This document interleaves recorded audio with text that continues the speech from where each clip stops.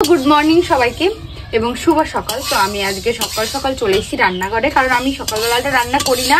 তো এই কদিন হলো আমি সকালবেলা রান্না করছি, কারণ তোমাদের দাদাভাইয়ের বাইনা আমাকে সকাল সকাল রান্না করতে হবে। তো আজকে যেহেতু শনিবার আমাদের নিরামিষ, তো আজকে আমি রান্না করছি মুগের ডাল। আগে ডালটা ভেজে নিয়েছি একদম শুকনো খোলায়। তো এবার জল দিয়ে দিলাম, ডালটা সেদ্ধ হবে। তো জল দিয়ে দিয়েছি, ডালটা সেদ্ধ হোক, মানে গলুক। তো তখন তোমরা আমার সঙ্গে গল্প করো। তো ভাতের মধ্যে দেবো আলু সেদ্ধ আর বেগুন সেদ্ধ, এগুলো আর এক্সট্রা করে আলাদা করে সেদ্ধ করবো না, একসঙ্গে দিয়ে দেবো।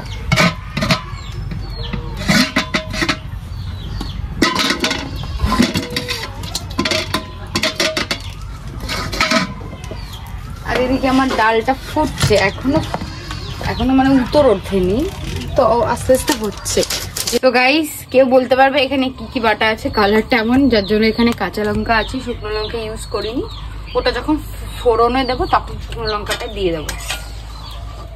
তো এর মধ্যে আছে হচ্ছে শুকনো কাঁচা লঙ্কা বাটা, জিরে, আদা। যেহেতু আজকে শনিবার, আমরা আর এমনিতেও মুগের ডালে পেঁয়াজ দিলে পারে ভালো লাগে না, পেঁয়াজ রসুন দিলে। আবার আমি একদিন রান্না করেছিলাম পেঁয়াজ রসুন দিয়ে, সুন্দর লেগেছিল। তো কে কে এইভাবে ডাল রান্না করো অবশ্যই বলো। তো দেখো উত্তর আসছেই, কোন যে সেদ্ধ হবে। আমার এই ডাল রান্নাটা অসহ্য লাগে।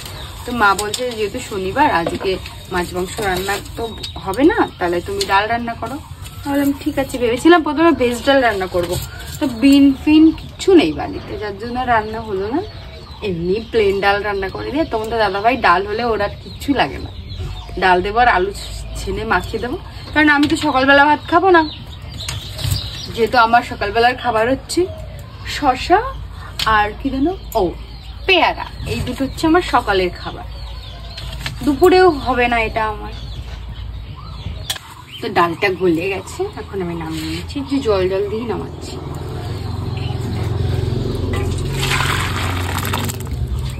এই যে কি করবো জানো, এইটা তো এইটুকু আমি একটু গুটিয়ে নিচ্ছি, গলে গেছে পুরোটাই, তাও একটু গুটিয়ে নিই।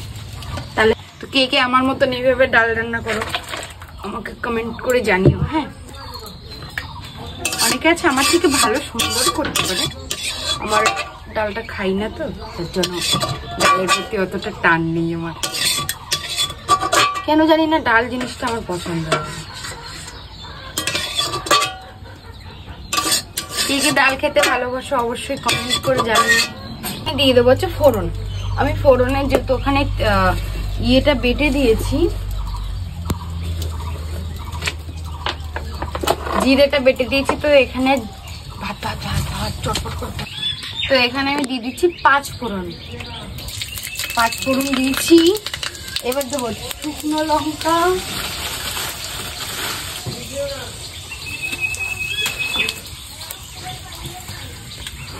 একটা তেজপাতা,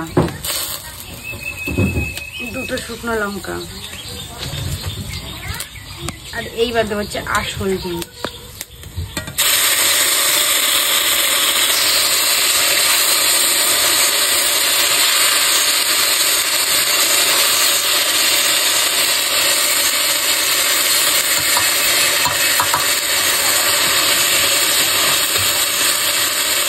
ডালটা ঢেলে দিচ্ছি।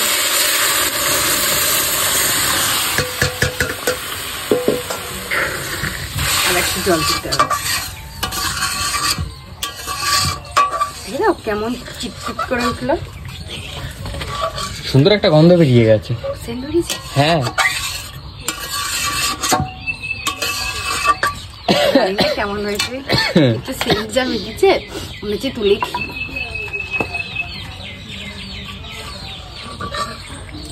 এই ডালটা বেশি গাঢ় করবো না, আবার বেশি পাতলাও করবো না। এই মুসুর ডালটা একটু গাঢ় চলে। তো আমি এখানে আর একটু জল অ্যাড করবো, যেহেতু ওটা একটু ঠিক হয়ে গেছে। তো যারা ইউটিউবে দেখছে তারা সাবস্ক্রাইব করো, যারা ফেসবুকে দেখছে ফলো করে দিও।